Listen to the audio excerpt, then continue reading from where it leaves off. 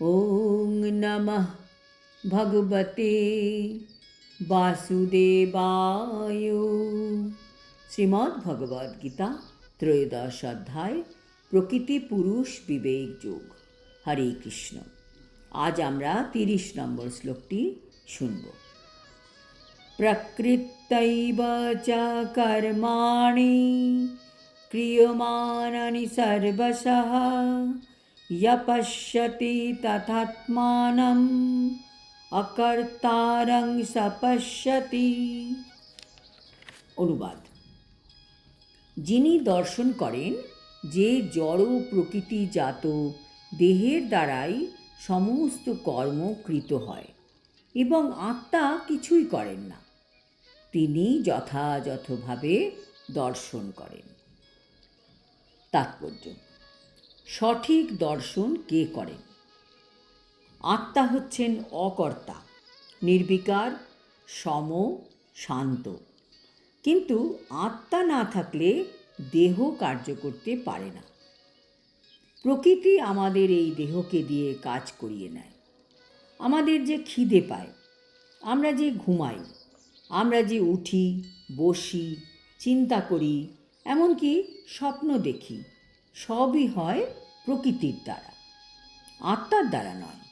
আত্মা শুধু সাক্ষী হয়ে থাকে। যারা এইভাবে দেখার ক্ষমতা লাভ করেন তাদের দর্শনটাই হচ্ছে সঠিক দর্শন। অর্থাৎ সমস্ত কাজ করছে প্রকৃতি, প্রকৃতি ক্রিয়মাণানি। আত্মা শুধু ইচ্ছা করে, পরমাত্মা অনুমোদন করেন, আর প্রকৃতি কাজ করে। আমরা সারাদিন যা করি তা এইভাবেই হয়। প্রকৃতি যে কাজ করে তা আমাদের শরীরই করে, কারণ আমাদের শরীরটিও প্রকৃতিরই দান। আমরা যে নিঃশ্বাস নিচ্ছি তা কি আমরা কনসাসলি নিই, না অটোমেটিক্যালি প্রকৃতির দ্বারা তা হয়ে যাচ্ছে? আমাদের হার্ট, কিডনি, লিভার কি আমরা চালাচ্ছি? সেগুলি আপন মনে কাজ করে চলেছে। তাহলে কে এইগুলি চালাচ্ছে? এইগুলি চালাচ্ছেন প্রকৃতি বা দুর্গা দেবী বা মহামায়া। আমাদেরও এইভাবে ভাবতে হবে, আমরা কোনো কাজ করছি না, আমরা শুধু ইচ্ছা করছি। কাজেই যিনি ভগবানকে সেবা করার ইচ্ছা করবেন তিনি ভগবদ ধামে ফিরে যাবেন, আর যিনি নিজে সব কিছু ভোগ করার ইচ্ছা করবেন তিনি এই জগতে বদ্ধ অবস্থায় জন্ম নিতে থাকবেন আর রোগ শোক ভোগ করতে হবে। কাজেই আমাদের মনের ইচ্ছাটা খুবই গুরুত্বপূর্ণ। আমাদের তাই মনকে তৈরি করতে হবে যাতে মন কোনো জড় ইচ্ছা না করে। ধীরে ধীরে মন চিন্ময় হয়ে যাবে। প্রভুপাদ তাৎপর্যে বলেছেন,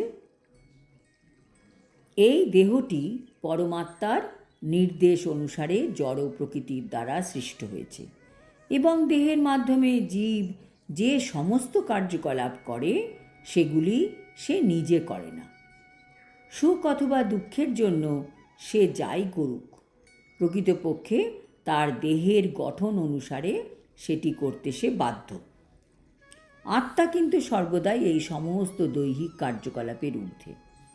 অতীতের বাসনা অনুসারে দেহ প্রদান করা হয়ে থাকে। কামনা বাসনা চরিতার্থ করবার জন্য জীব দেহপ্রাপ্ত হয়, যার দ্বারা সে নির্ধারিত কর্ম করে থাকে। বস্তুত বলা যায় যে দেহটি একটি যন্ত্র, যা জীবের মনোবাসনা পূরণ করবার জন্য ভগবান তৈরি করেছেন।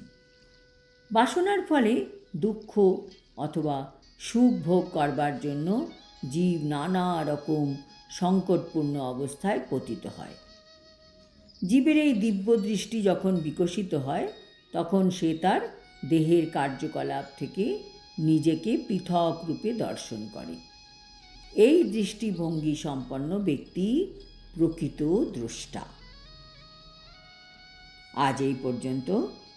শ্লোক 31-এ আমরা জানতে পারব কিভাবে ভক্ত ব্রহ্মভূত প্রাপ্ত হবে। হরি ওম তৎসৎ। হরে কৃষ্ণ।